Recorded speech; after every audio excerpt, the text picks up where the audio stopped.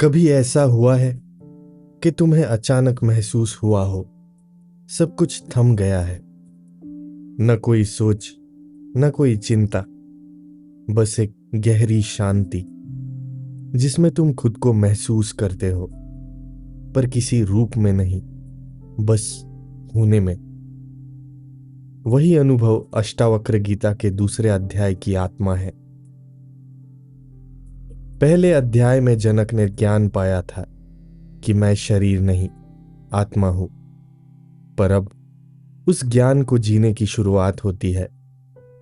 अध्याय 2 में जनक बोलते हैं, अब वो पूछ नहीं रहे, अब वो घोषणा कर रहे हैं। उनके भीतर जागरण घट चुका है। वो कहते हैं, अहो निरंजन शांतो बोधोहम प्रकृते परहम। अर्थात वाह, मैं निर्मल, शांत और प्रकृति से परे हूं, बोध स्वरूप हूं। सोचो, कभी किसी ने तुम्हें अपमानित किया हो और अचानक तुम मुस्कुरा दो, क्योंकि तुम्हें पता चल गया हो कि वो तुम्हें नहीं, तुम्हारे नाम को चोट पहुंचा रहे हैं।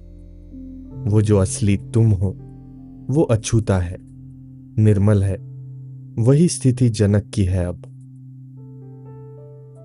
जनक अब कहते हैं, मैं अब जान गया हूं कि मैं चेतना हूं, जिसे न पाप छू सकता है न पुण्य बांध सकता है। वो कहते हैं, ना हम देहो न में देहो, बुद्धिर ना हम हमयसी। मैं शरीर नहीं हूं, न शरीर मेरा है। मैं बुद्धि नहीं, न मैं का भाव हूं। यह शब्द गहराई से समझो। न मैं शरीर हूं, न मन, न विचार। यह सिर्फ वाक्य नहीं, यह भीतर का विस्फोट है। सोचो, कितना बड़ा बोझ है मैं का। मैं अच्छा बनूं, मैं सही लगूं, मैं असफल न हो जाऊं। ये मैं ही तो है जो हर पल में हमें बांधे रखता है। जनक अब उस मैं से मुक्त हो चुके हैं। अब वो बस गवाह है जो शरीर के काम को शरीर के स्तर पर देखते हैं, मन के खेल को मन के स्तर पर।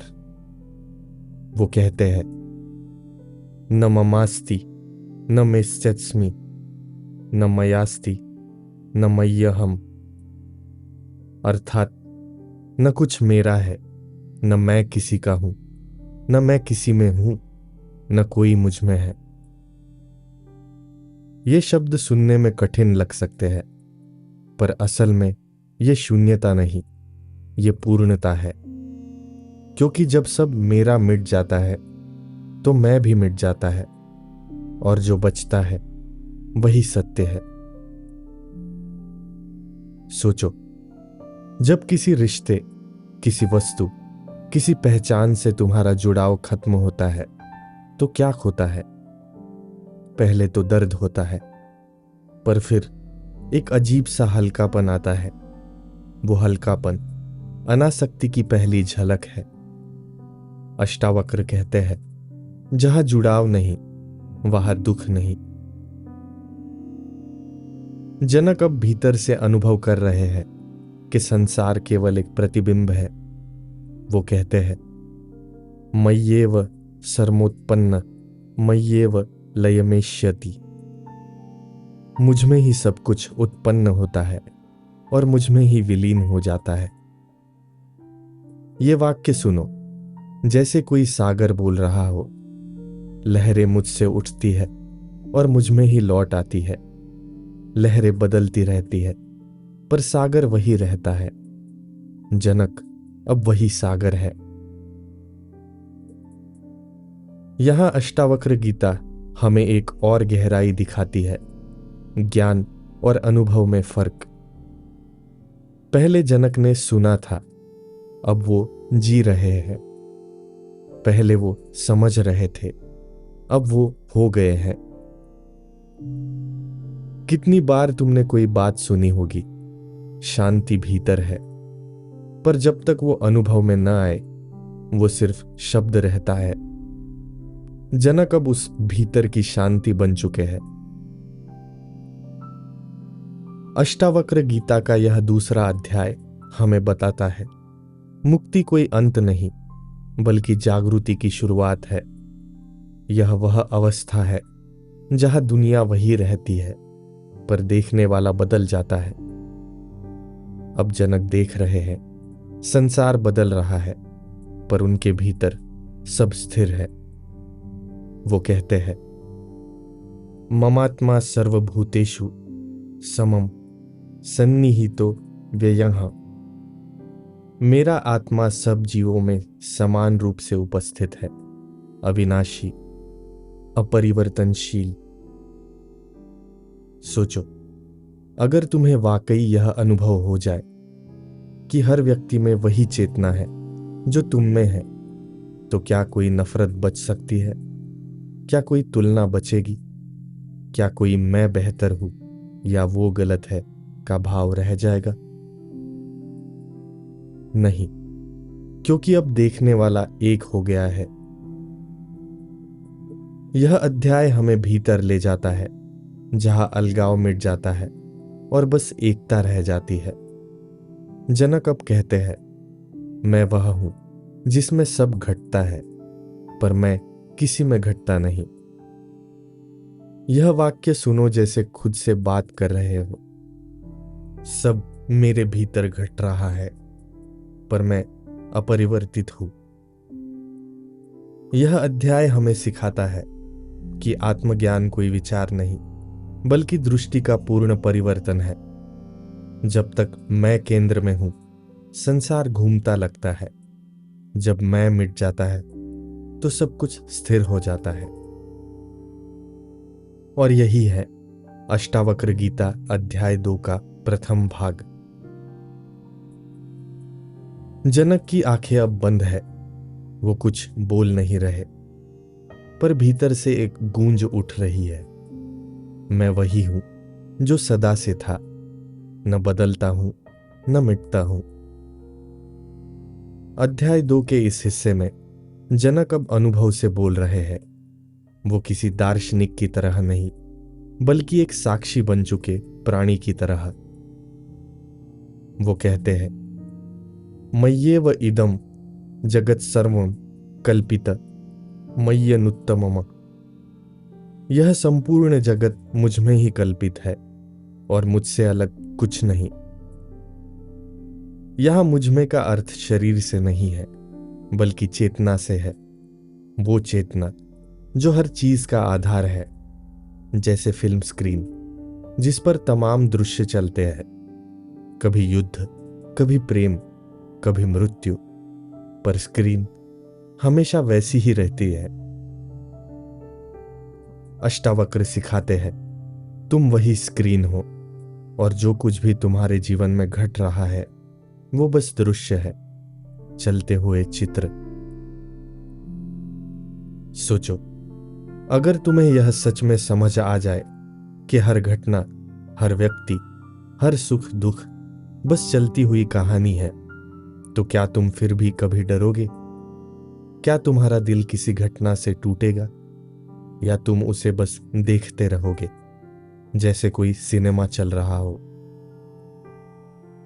जनक अब कहते हैं, अहमेव जगत सर्वम मया सर्वमिदं ततम। मैं ही यह संपूर्ण जगत हूं और यह सब मुझ में व्याप्त है। यह वक्तव्य अहंकार का नहीं है, अहंकार के मिट जाने का है, क्योंकि अब मैं किसी व्यक्ति का नाम नहीं बल्कि उस चेतना का नाम है जो हर नाम से परे है। यहां तक आते आते जनक और अष्टावक्र का संवाद एक दर्शन से अधिक एक मौन हो चुका है। जनक अब जानते नहीं बल्कि जी रहे हैं। वो कहते हैं, न कर्ता न भोक्ता च न दाता न ग्रहीता अहम। मैं न करने वाला हूं, न भोगने वाला, न देने वाला, न लेने वाला। सोचो, अगर तुम खुद को इस तरह से देख सको तो जीवन कितना हल्का हो जाएगा, क्योंकि जितना हम कर्तापन ओढ़ते हैं उतना ही बोझ पड़ता है। मुझे सब संभालना है, मुझे कुछ साबित करना है, पर अष्टावक्र की दृष्टि में तुम्हें कुछ नहीं करना, बस देखना है कि सब अपने आप हो रहा है। जनक अब कहते हैं, जैसे आकाश में वायु बहती है वैसे ही मुझ में संसार घटता है। कितनी सुंदर उपमा है। हवा चलती है, आकाश नहीं हिलता, घटनाएं घटती है, पर आत्मा साक्षी बनी रहती है। और यह साक्षी भाव सिर्फ ध्यान में नहीं, जीवन के हर क्षण में उतारा जा सकता है। जब कोई तुम्हारी आलोचना करे, बस देखो मन में क्या उठ रहा है। वो क्रोध, वो बेचैनी उठ रही है, पर तुम नहीं उठे, वो गुजर जाएगी। यही है अष्टावक्र का रहस्य। तुम्हारे भीतर जो देख रहा है वह कभी नहीं बदलता। जनक अब कहते हैं, न मे बंधोस्ति मोक्षो वा भ्रमो वा न ममास्ति ही। न मुझे बंधन है, न मुक्ति, न भ्रम, न भय। यह सबसे ऊंचा वाक्य है पूरे अध्याय में, क्योंकि अब जनक ने समझ लिया मुक्ति भी एक विचार थी, क्योंकि मुक्ति तब ही होती है जब कोई बंधा हो, पर आत्मा तो कभी बंधी ही नहीं थी। सोचो, तुम दिन भर सोचते हो मुझे शांति चाहिए, पर शांति कोई वस्तु नहीं, वो तो तब मिलती है जब चाहना ही मिट जाता है। जब खोज बंद होती है तभी मिलन होता है। और जनक अब उसी शांति में है। अब न उन्हें कुछ जानना है, न कुछ करना, न कुछ पाना, वो बस है, अस्तित्व की तरह। अष्टावक्र गीता का यह भाग हमें यह समझाता है कि मुक्ति पाने की नहीं, पहचानने की चीज है। यह कोई मंजिल नहीं, बल्कि जागृति की स्थिति है। सोचो, अगर आज तुम अपने जीवन की सारी भूमिकाएं उतार दो, नाम, रिश्ते, जिम्मेदारियां, इच्छाएं, तो क्या बचेगा? एक मौन जो तुम्हें देख रहा है। वही तुम हो, वही साक्षी, वही आत्मा, वही शांति। और शायद यही कारण है कि जनक अब कह रहे हैं, मैं परमात्मा के सिवा कुछ नहीं हूं। संसार का हर कण मेरे भीतर नृत्य कर रहा है और मैं उस नृत्य का मौन संगीत हूं। अब जनक के भीतर एक अद्भुत संतुलन है। शरीर चल रहा है, मन स्थिर है और आत्मा बस साक्षी है। अध्याय 2 के इस भाग में जनक उस स्थिति का वर्णन करते हैं जहां जानने वाला, ज्ञात और ज्ञान तीनों एक हो जाते हैं। वो कहते हैं, अहमेव सर्वम नान्यदस्ति किंचन। मैं ही सब कुछ हूं, मुझसे अलग कुछ भी नहीं। यह कोई दार्शनिक वाक्य नहीं, यह अनुभव की घोषणा है। जनक अब यह नहीं कह रहे कि मैंने समझा, वो कह रहे हैं मैंने देखा, और देखने के बाद अब कोई द्वैत नहीं बचा, मैं और दूसरा। यह विभाजन अब समाप्त है। सोचो जरा, जब तुम किसी को पूरी सच्चाई से देखते हो, बिना निर्णय, बिना तुलना, तो कुछ क्षण के लिए तुम और वो अलग नहीं रहते, बस एक अनुभव रह जाता है। वही अद्वैत है, वही अष्टावक्र की दृष्टि है। जनक कहते हैं, मय्येव विश्वम बहुधा कल्पितम में। यह संपूर्ण विश्व मेरे ही भीतर कल्पित है, जैसे स्वप्न में अनेक दृश्य उठते हैं। सोचो, सपने में तुम रोते हो, भागते हो, डरते हो और फिर जागने पर मुस्कुराते हो, क्योंकि अब समझ आता है कि वो सब वास्तविक नहीं था। अष्टावक्र यही कह रहे हैं, जिसे तुम जीवन कह रहे हो वो भी एक दीर्घ स्वप्न है। जब तुम जाग जाओगे तो देखोगे कि कभी कुछ घटा ही नहीं। यह सुनने में कठिन लग सकता है, क्योंकि हमारा मन हमेशा कुछ वास्तविक पकड़ना चाहता है, पर अष्टावक्र हमें उस पकड़ से मुक्त करते हैं। वो कहते हैं, जब तुम समझ लेते हो कि सब माया है, तो फिर क्या बचता है? बस साक्षी जो देख रहा है, और वही साक्षी तुम हो। अब जनक का स्वर एकदम निर्मल हो गया है। वो कहते हैं, अहो मय्यनंत मुदितम जगदेत धावा भाववर्जितम। वाह, मुझमें यह अनंत जगत प्रकट हुआ है जो न उत्पन्न होता है न नष्ट होता है। यह जनक अहो शब्द बार बार कहते हैं, जिसमें विस्मय है, आनंद है, जैसे किसी ने पहली बार सूर्य देखा हो और भीतर से कह उठा हो, वाह। क्योंकि अब उन्हें पता है, यह संसार कोई दुश्मन नहीं, यह तो आत्मा का खेल है। सोचो, जब तुम बारिश को देखते हो, बिजली को चमकते, बच्चे को हंसते या किसी को रोते देखते हो, अगर उस क्षण तुम्हें महसूस हो जाए कि यह सब मुझ में घट रहा है, तो क्या तुम शिकायत करोगे? नहीं, तुम बस देखते रहोगे, प्रेम से, सहजता से। यही वह दृष्टि है जिसे अष्टावक्र परम शांति कहते हैं। यह शांति किसी चुप्पी में नहीं, बल्कि देखने में है। जब देखने वाला हर चीज को समान दृष्टि से देखता है, अच्छा बुरा, सुख दुख, पाप पुण्य, तो भीतर कोई हलचल नहीं रहती। जनक कहते हैं, न मम नाशो न मे उत्पत्ति न बंधो न च मोक्षताम। न मैं नष्ट होता हूं न उत्पन्न, न मुझे बंधन है न मुक्ति। यह वाक्य मानव अनुभव की सीमाएं तोड़ देता है, क्योंकि हम हमेशा किसी दिशा में जा रहे होते हैं, मुक्ति की ओर, उपलब्धि की ओर या पहचान की ओर। पर जनक अब स्थिर है, वो कहीं नहीं जा रहे, क्योंकि उन्हें पता चल गया है, वे पहले से वहां हैं जहां सब कुछ समाप्त होता है। यहां अष्टावक्र का ज्ञान सबसे गूढ़ बन जाता है।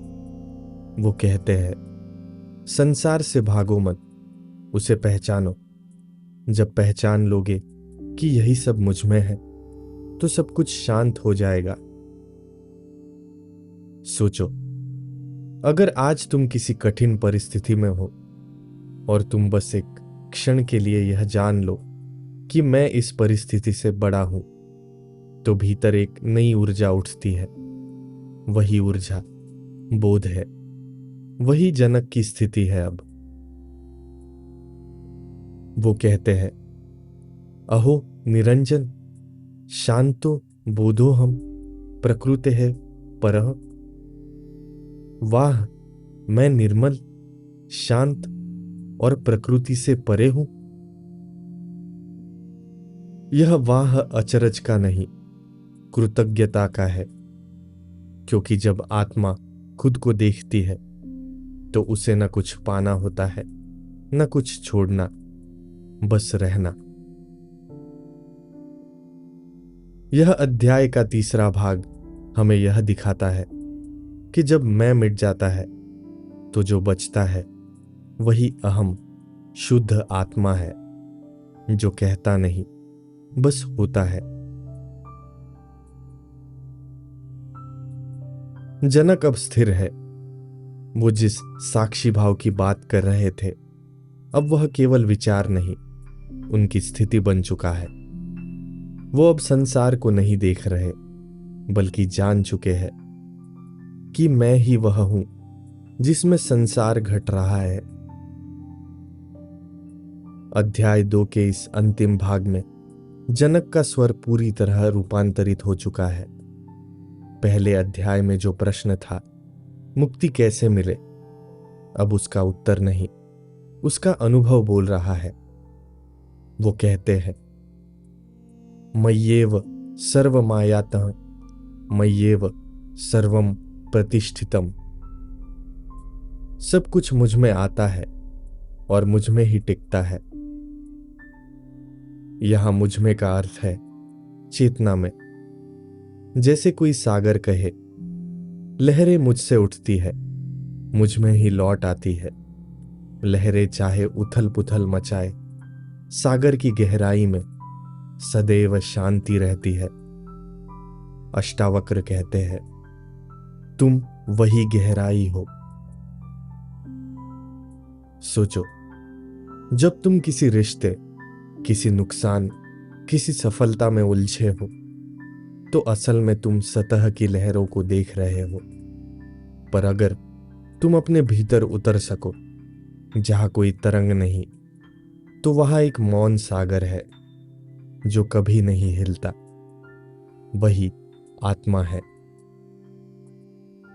जनक कहते हैं, न मैं दुखम न मैं हर्षो न मैं जीवो न मैं मृति ही। न मुझे दुख है न हर्ष, न मैं जीव हूं न मृत। यह जनक पहली बार जीवन और मृत्यु की सीमाओं को पार कर जाते हैं। अब उन्हें मृत्यु का भय नहीं, क्योंकि जो मरता है वह वो है ही नहीं। वो कहते हैं, मृत्यु केवल शरीर की है, पर मैं शरीर नहीं हूं। कितनी सरल पर कितनी गूढ़ बात है। हम सारी जिंदगी उस चीज से डरते हैं जो कभी हम थे ही नहीं। जनक अब आगे कहते हैं, अहो निरंजनः शांतो बोधो हम प्रकृतेः परः। वाह, मैं निर्मल, शांत और प्रकृति से परे हूं। यह वाह, अहो आध्यात्मिक विस्मय का प्रतीक है। यह किसी बाहरी दृश्य के लिए नहीं, बल्कि उस अंतर्दर्शन के लिए है जहां पहली बार आत्मा खुद को देखती है। सोचो, कितनी बार तुमने खुद को सिर्फ व्यक्ति मान लिया होगा, पर क्या तुमने कभी अपने भीतर झांका है? वो हिस्सा जो हमेशा जानता है कि क्या चल रहा है, पर कभी उलझता नहीं, वही आत्मा है। और जनक अब उसी आत्मा के साथ एक हो चुके हैं। वो कहते हैं, ना हम देहो न मैं देहो, बुद्धिर ना हम हमयसी। मैं शरीर नहीं, न शरीर मेरा है। मैं बुद्धि नहीं, न अहंकार। यहां मैं अब किसी व्यक्ति का नाम नहीं, बल्कि शुद्ध चेतना है जो सबको जानती है, पर किसी में बंधी नहीं। अष्टावक्र गीता का यह दूसरा अध्याय हमें यही सिखाता है कि आत्मज्ञान कोई नया अनुभव नहीं, बल्कि पुरानी भ्रांति का अंत है।